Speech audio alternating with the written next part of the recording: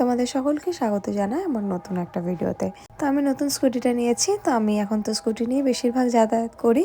আজকে আমার খুব চাট বা ফুচকা কিছু খেতে মন করছিল, সেই কারণে বরকে ফোন করলাম। ও কাজে গেছে, কাজ থেকে আসছে, আমি ওর জন্য রাস্তায় ওয়েট করছি।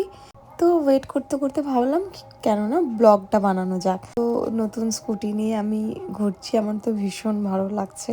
স্কুটিটাও বেশ ভালোই কিন্তু চলছে, ব্যাটারি স্কুটি হলে কি হবে, এই টুকটাক এদিক ওদিক যাওয়ার জন্য কিন্তু স্কুটিটা খুব ভালোই হয়েছে।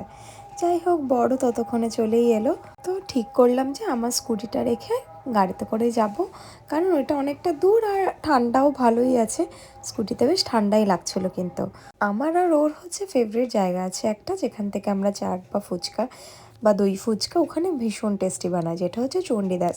তো চলে এলাম ওইখানেই, এইটাই হচ্ছে সেই দোকানটা। তো তাড়াতাড়ি করে অর্ডার করে দিলাম মিক্স চাট, যেটা আমার ভীষণ টেস্টি লাগে। আর খুব কম দামে, কোয়ান্টিটিটাও বেশ ভালোই দেয়, কিন্তু একদম পেটটা ভরে যাওয়ার মতো। সন্ধেবেলার হালকা ফুলকা খাওয়ার জন্য কিন্তু খুবই ভালো।